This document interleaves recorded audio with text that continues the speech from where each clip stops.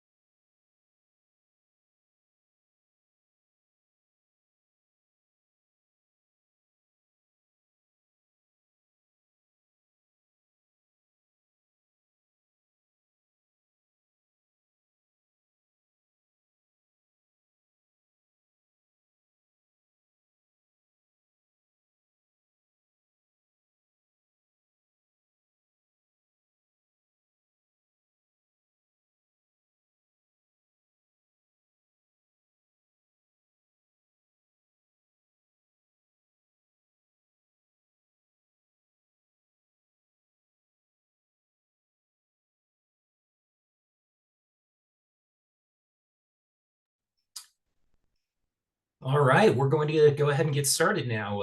Hello, everyone, and welcome. I'm Eric Paulson. I'm with VXI, and I'm here to introduce you to today's topic, as well as our featured speakers. So we're thrilled to have you here as we dive into a topic that's not just timely, but pretty powerful during the bustling holiday season, which is, of course, conversational commerce. So today we're going to explore how you can infuse a touch of genuine conversation into your social media, sales, and marketing strategies to make this holiday season really memorable for your brand and for your customers. So go ahead and grab your virtual seat, get ready to unwrap some valuable insights, and let's embark on this conversational journey together. After all, it is the season to engage, connect, and spread a little cheer. So before we dive into our topic, I do want to introduce you to our featured panelists. Starting off, we have Lucia Albero. She is the Senior Community Manager at LG Electronics. She has over 15 years of experience helping drive customer loyalty and brand advocacy by building long-term customer relationships, both in digital and in in-person communities. So thank you for joining us, Lucia. Next, we have Amanda Pollitt. She is the digital director of CX Advisory Services here at VXI, and she has over 2 decades of digital experience specializing in social media customer engagement and digital marketing. And finally, we have Tyler Altrup. He is the director of CXM best practices at Sprinklr. He advises Sprinklr's most strategic accounts on CX transformation, as well as leading the verticals of retail and technology for Sprinklr. So thank you to Lucia, Amanda, and Tyler for joining us today. So first, before we dive into the topic at hand, I do want to just give a quick recap of the reason that you're all here, and then we'll dive into conversational commerce. So first, we are going to understand conversational commerce, its implication, and its impacts, especially during a holiday shopping season. Next, we're going to look at how conversational commerce can drive revenue for your organization. Meanwhile, Lucia from LG is going to walk you through some real-world applications. Then we're going to jump onto the topic on everyone's mind, which is, of course, artificial intelligence and its use in conversational commerce. And then finally, we're going to turn it over to Tyler to discuss Sprinklr and how their platform can help you get started on the right foot. At the end of this webinar, we will have some time for some questions and answers, so please input those into the chat. And now I'm delighted to turn things over to Amanda to give us an introduction. Thanks, Eric, and welcome, everybody. So let's jump right into transforming the world of conversational commerce and where to start and understanding what it is and why brands should delve in. So first, I want to help understand what is conversational commerce. So conversational commerce is a one-to-one interaction with a consumer through digital channels, in this case, social media, but we're really gearing it towards empowering customers to make a purchase decision. The difference in social media is that even though it's one-to-one, it's on a huge scale that reaches your entire audience. So now I want to understand and walk through like why brands should create a conversational commerce strategy. And by the way, if you haven't tried saying conversational commerce 10 times fast yet, I highly recommend it before the end of this webinar. All right, so the benefits of conversational commerce are that we can divert the cost of marketing dollars into actual conversations which generate a much larger return at a much larger scale of that return. So for example, if you look at this ad published on the left here, don't ask me why it's about cows. They come up in my newsfeed all the time, so I grabbed it. It's warm and fuzzy, and who knows, you might need a Highland cow for the holidays. But anyhow, this particular ad, let's just say that it costs about $1 per engagement to publish the ad on a social media platform. If this ad has 222 engagements so far, we can assume that it costs somewhere around $222 for the brand to publish. On the flip side, if we utilize a social media team to engage with someone through a conversational method who is shopping for a gaming computer like you see here, and that individual happens to be a gaming influencer, we can assume that the cost of that single response costs LG about $1.50 to publish. If that response then generates millions of interactions, you've still only spent $1.50 on that engagement. Whereas with an ad, if it generated 1 million engagements, you would presumably spend somewhere around $1 million. Again, 1 million engagements, much broader scale, and it still only costs $1.50 for the brand to have one of their team members publish that single response, which will continue to live on, continue to generate clicks and interactions on behalf of the brand. So now let's talk about how we can establish this process, right? So conversational commerce, what it is, how to use it out of the way. Let's talk about building the process. So to build this process, we're going to start with really understanding, sorry, a little bit of lag in the slides here. Go back one slide. What it's going to take for your organization. First step is really breaking down those silos internally. So in order to develop a strong conversational commerce strategy, it takes a collaboration between oftentimes marketing and sales and operations to be able to identify and decide who's going to handle what portions of it, what are each individual stakeholders' goals for it, and then what do they wish to achieve and how are they going to measure success. The next step is really understanding the market and building your business case. So to build the business case, we need to do a great deal of research to understand, what the volume is out there of what you're trying to do. Is it subscriptions? Is it product sales? Is it purchase enhancements that you're trying to achieve? And what are the key phrases and terms that the customers could potentially be talking about that you want to mention? We'll walk through shortly here how to enable technology to do that, but the research behind it will help you develop that strong business case. The next step is really about optimizing your technology. And so I want to take you through sort of a real life example, but before we get there, the goal is that once you've established the individual team goals, you'll utilize technology to solidify your process through AI routing, which again, Tyler will get into a little bit more detail here shortly, that will help you manage the content flowing in that your brand is interested in. And it helps you take a very large subset of potential queries and parse it down into something that's more attainable. Just to make sure, are the slides moving correctly with everyone? Are we on the next slide here? Okay, great. So as a real world scenario for this, we worked with LG to build out a business case. And it first started with really understanding their current state. What is the team capable of doing today? And what kind of business that would potentially prevent customer acquisition is existing in the channels today that maybe isn't getting addressed? We identified that there's approximately $38 million of churn risk or sensitive conversation in the channels today. But in order to address that, we really needed to optimize their technology so that we were accounting for everything existing of customers speaking to the brand, and then really work towards creating space for the team to bring in that next phase of conversational commerce. So by optimizing the technology, we were able to save them about $2.7 million by driving efficiencies in the existing workflows and making room for their team to handle more mentions. Those next set of mentions come in from conversational commerce, and that business study showed us that there was about $16 million worth of upsell and cross-sell opportunities out there in the market that were untouched today.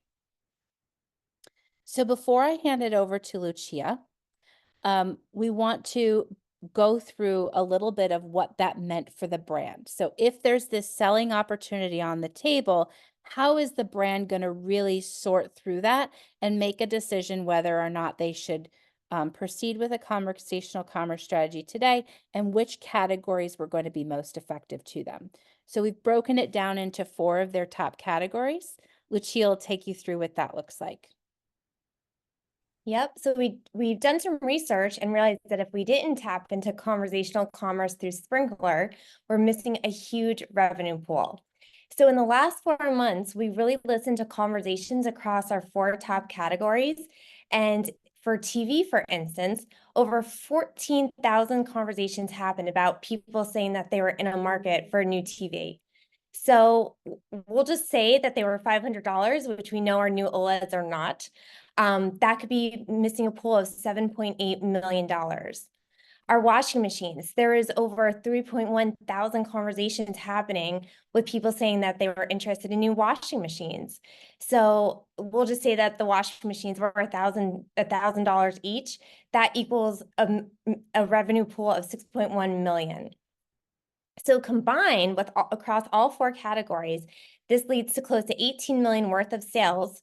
And let's just say 10% of these conversations that could lead into sales, this could be 1.8 million that comes from our social team. So we'd be looking very good. So now, let's see. Oh, there we go. So now when we hear phrases like, I'm currently shopping for a new refrigerator, do you have any dishwasher suggestions? Does anyone have preferences on one of the following 3 new TVs? Our agents jump in and they add thoughtful and meaningful suggestions that upsell our products and ladder into the value prop, life's good. So let's talk about how we brought it together. Something we really struggled with at LG is having team silos, and I'm sure many of you all can relate. We had customer care working separately from social, marketing, and even our brand teams. When designing our digital customer care operation, we worked hard over 9 workshops, collaborating with many teams, including support, PR, product, VOC, and more, to break down these silos and look at the customer journey holistically. And in using VXI's guidance and Sprinklr technology, we're able to create guided workflows that listen across our 13 owned platforms and route cases based on agent specialty. Our agents then monitor, respond, and escalate to the appropriate team and maximize our impact. Since we built that solid foundation, we're now able to easily scale the program and add conversational commerce in. Oh, Amanda got me. We're now listening across our 13 platforms, but instead of monitoring just owned, we're now listening for earned. So using the same guided workflows, we're able to route cases based on agent specialty across, and also including home entertainment, home appliance, and brand engagement. Since the agents know these lines of business best, they can easily upsell the product and provide the best possible care and drive significant revenue growth. Thank you, Lucia and Amanda. And I think I can speak for us all when I do say that the more you say conversational commerce, the less natural it sounds rolling off the tongue. Before we turn things over to Tyler to talk about Sprinklr, I would like to pause and just give you some time to answer a quick poll question. As I mentioned earlier, at the end of this meeting, we will have time for a Q&A, but I'd like to get the conversation going with how confident are you in your social selling strategy as it exists today? So go ahead and input your choice there, and we'll move over to Tyler.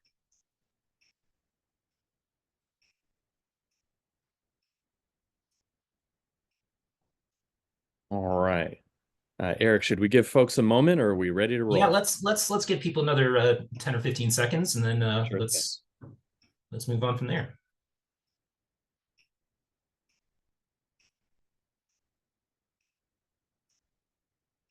Well, it looks like right now we have a mix of somewhat confident and not confident at all. So I think that will be a good opportunity, Tyler, for you to jump in and talk about Sprinklr. All right. That does always make things a little bit easier. That just means we have plenty of opportunity to do more. So thank you, Eric, excuse me, for jumping us ahead. Lucia called this out, but one of the things that becomes a critical element of this strategy is how do we find the conversations where folks are expressing interest so that we can put them into, that workflow that she concluded with, which is such a nice flow of, advertising to educate and inform our customers that these kinds of experiences are even available, through to how we find the conversations where folks are expressing interest, manage both those earned and paid and owned conversations, and then try to facilitate the right moment they're looking for. Now, listening plays a critical role, as well as the types of automation and AI to understand those moments, understand those customers, and then ultimately lead to a great revenue outcome. So listening, critical role up front, and how we find these moments and how we facilitate. Now, of course, we addressed this a little bit at the opening, but to put maybe even a finer point on it, this is a huge revenue opportunity. So I appreciate so much Amanda and Lucia sharing, some of those, let's say, estimates of the scope of the opportunity as it relates to LG. But we're seeing this across the board. And I will also share, relative to the poll results that you shared, you're not alone there either. Very few of the clients that I get a chance to spend a lot of time with would say that they're ahead of the curve. Most folks realize that there's a huge opportunity. There's just a couple of hurdles along the way to overcome, from educating those customers on the experience and the new nature of how it operates in these channels, to finding the conversations, to then facilitating that critical juncture between service teams and marketing teams that ultimately makes this possible.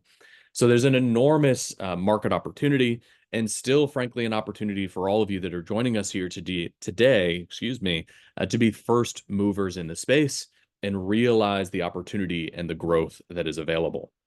Now, one of the ways that we want to try to help realize that opportunity is by making sure that we're personalizing the experience along the way. Yes, we're talking about commerce. Yes, we want to focus on those moments and driving conversions.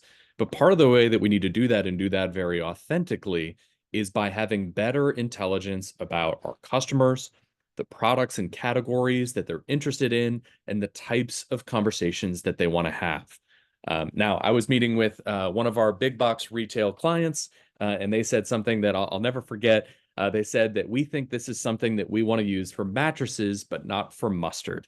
Lucia shared some of the categories that they're focused on, and we would encourage you all to think about that as well. Now, for those of you that have any subscription products, for example, or purely digital offerings, those are great places to start. For those of you that are more in the space of physical goods, I would highly encourage test, pilot, pick a category, define a set of inventory, and test these approaches. This doesn't have to be an all or nothing strategy. So different things that we certainly navigate for different types of businesses. But ultimately, I think, even for our B2B friends, there's a great opportunity to leverage these same things, maybe not to sell TVs, but to drive lead generation programs as well. So it's a little different for everybody, but the opportunity remains for almost everybody. Now, part of how we personalize this and make sure we understand those moments, understand the demand across different categories, is starting by listening. For those of you that are very familiar with social listening, this may sound like old hat. For those of you that don't spend as much time thinking about listening, essentially what we have access to is an unstructured global focus group. We can tell you at any point in time, in real time, what are folks talking about? Where are they? What are their interests and expressed affinities?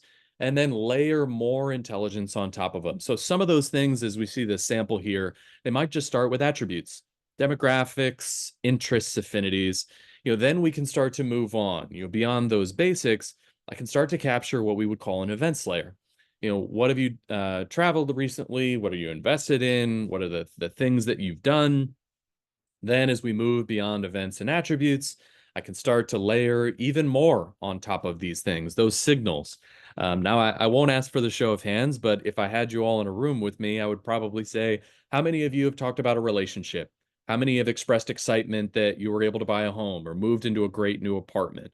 A lot of these critical life events are things that we express digitally. And many of those things can be captured by platforms and partners like Sprinklr. And then, of course, once we start capturing more and more and more information, then we have to do that at scale. Because we're not just trying to understand that one curly-haired man in the middle. We want to understand our entire customer base and all the segments that matter to us the most. And we want to do it everywhere. So we see all those familiar icons and logos across the bottom. This isn't something that's just limited to social. We can do this in communities, whether they're your brand communities or these broader spaces like Reddit and others. We can do them in forums. We can do them in news and podcast and so much more. So our goal really with most of our clients, especially as a core component of a commerce program, is figure out what we need to know, what are those triggers that we're interested in, the products and categories and attributes that we want to hone in on, and then start layering things on top to better understand our customers and better understand the moment that they're bringing us. So I mentioned that collaboration between service and marketing. One of the critical moments is what type of conversation are they trying to have? And this has got to be more sophisticated than keywords.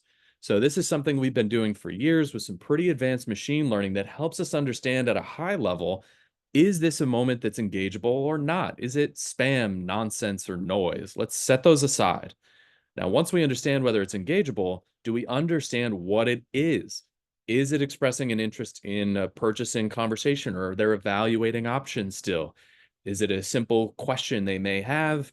Is it a complaint? Is it a compliment and a brand story, a potential UGC, or something else? But as we find these moments, it becomes so critical to get the moment in front of the right team. So obviously this is a simple diagram. We end up with usually a more complicated matrix within our big organizations we support, but let's get the right moment in front of the right person. And as we do that, this continues to present, more and more and more opportunity.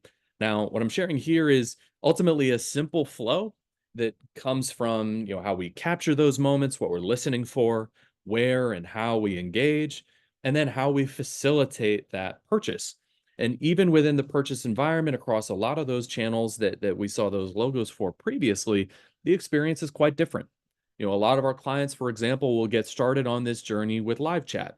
It's usually on your website, embedded within your applications, and it gives you a little more control, a little more rigor around brand voice, type of experience, the control of where and how you offer that experience, and then typically broaden out into the meta platforms and what makes commerce specific to an Instagram experience, a TikTok experience, and on and on and on.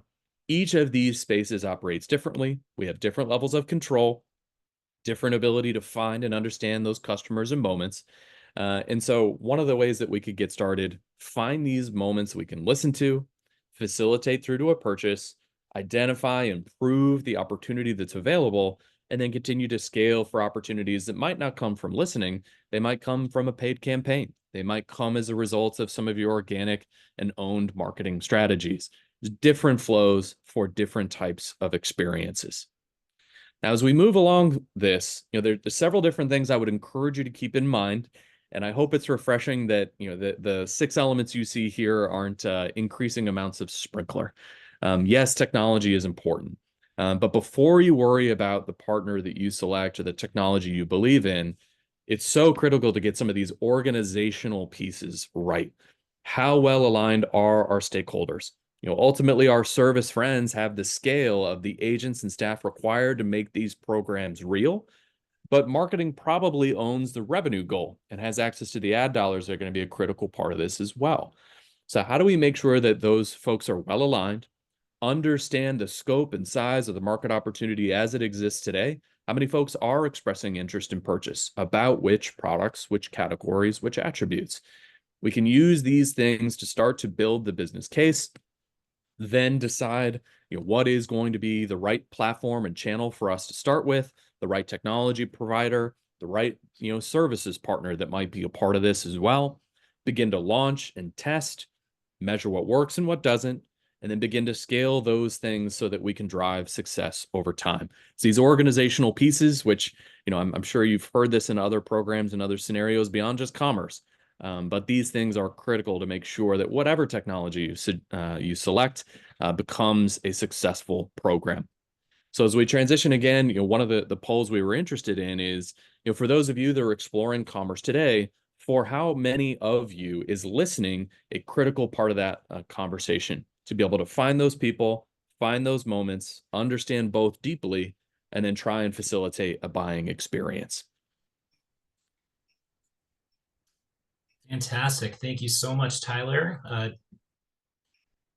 Give our tech stack just a second to pull up the poll question.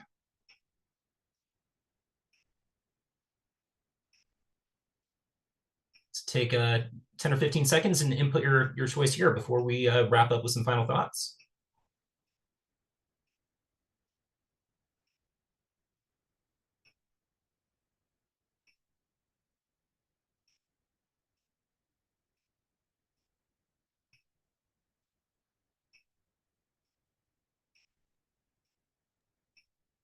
Yeah, it looks like we are evolving or non-existent. So I think this is a good opportunity to kind of reflect on what Tyler was discussing about Sprinklr, and also Amanda. I'd like to get your thoughts on VXI and some takeaways that our attendees are going to get for being a part of this conversation before we dive into our Q&A. Yeah, so on the topic of technology, one of the things that we see a lot of times is that brands have several overlapping technologies because of the silos that exist within an organization. And so one of the things that we help with and help our brands save millions on is assessing where there are redundant technologies and where existing platforms can be utilized to a deeper capacity to help save millions ultimately in their investment in technology and really hone in um, on an executable goal and be able to track it efficiently. So VXI offers, or we offer, a social media maturity report that also looks at your channel framework. And it's basically an hour-long consultation with your team to decide where are your gaps today and where can we help you streamline and create the best process. It's about a $5,000 value. We're offering it to our attendees today. So please feel free to contact us if you're interested in taking us up on that. And I know, Tyler, you have a little offer as well from Sprinklr. Yeah, we sure do. So for those of you that may not be as familiar, Sprinklr is a customer experience platform that has, dedicated tools and solutions for marketers, for service professionals, and for insights teams. And we do have some free trial availability. So for those of you that have joined today, we would love to extend access if you would like to see and experience what the platform delivers, both in our social specific solutions around publishing, engagement, and listening, as well as some of our service tools that are more specifically designed for agent teams. And of course, we have adapted versions of those to specifically focus on the kinds of commerce use cases and programs that we're discussing today. And of course, lastly, I'm always available. So as a part of our team, especially for those of you in the retail and technology sectors, those are my primary areas of focus, where I have teammates that focus on some of our other key industries. And I'm always happy to have a conversation on LinkedIn. So if you'd like to experience the platform, happy to have you take advantage of this. If you'd like to reach out separately, that door is always open. Perfect. Thank you so much, Tyler, and to Amanda and Lucia as well. And of course, above all else, thank you to our attendees for joining us today. We do have time for a Q&A, so let's kind of get the conversation rolling. If you haven't already put some questions into the chat, please feel very free to do so now. Let's go ahead and get started with Amanda. Is there a method of tracking actual sales that works best in your experience, or anything you can enlighten us with regarding that? Yeah, absolutely. So once you've decided who your audience is and what your plan is to go ahead and conversate with them in a commercial way, I guess we can say, right? You want to be able to successfully track back, did that interaction result in a sale or an enrollment or whatever it is that you're trying to achieve? And so a lot of brands today are already using um, a website tracking tool like Google Analytics or Omniture, Adobe Analytics, things like that. And the really great thing about those tools is that they can integrate right into Sprinklr.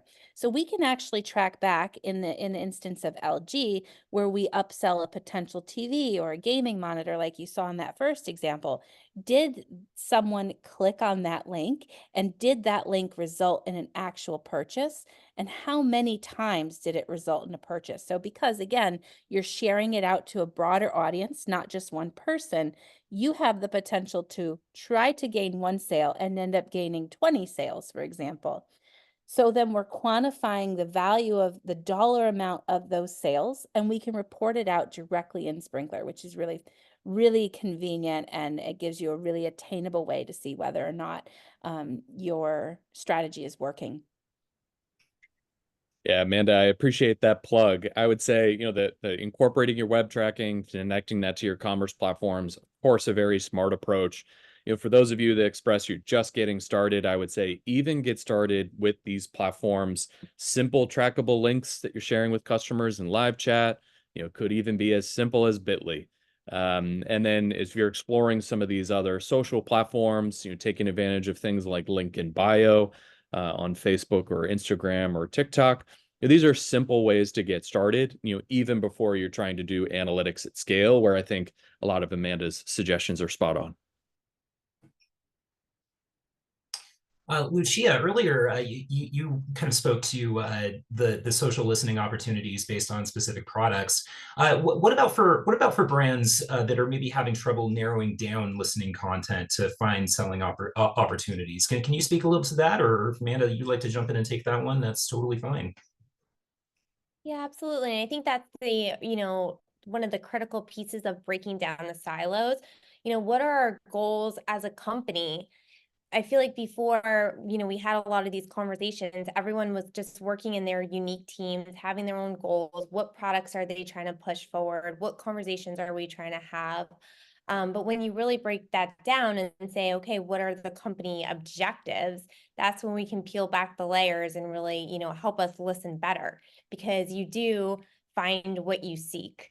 So I think that's really key in having the social listening.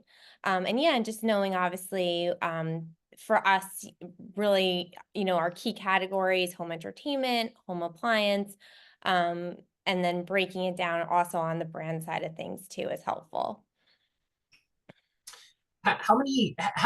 How do brands know how many people it will take to answer all of these mentions? I mean, this is an organic scalability like crazy. So, what exactly do brands need to be paying attention to before, really getting the right headcount on board? Amanda, I think that one is for you. Yeah. Volume question.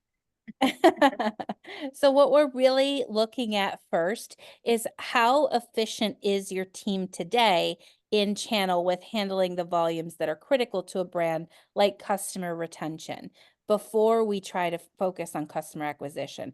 And so operationally speaking, we're measuring the volumes coming in, the capacity of your team to handle those, how long does it take for the resolution steps if necessary, and then for the selling steps, we would do the same thing. So we're measuring how long does it take to complete an entire transaction interaction or a conversational commerce interaction with a customer. And then we can measure if there's X amount of volume, this is how many team members we would need based on what we know it takes, in terms of handle time and what you want your response times to be. But additionally, if you have a set team size and you're trying to put in something that they can handle within their existing capacity without expanding your team, for example, then we're doing an assessment on capabilities and then matching a volume that you would pull in, or narrowing down a subset of mentions or topics to something that is manageable to that team. Totally agree, Amanda. And this is one of those things where, even though this is very much a growth goal, a revenue goal, we have a lot of best practices to borrow from our friends in customer service, because we have to look at, how many of these conversations can we fully automate? How many require agents? What's the handle time?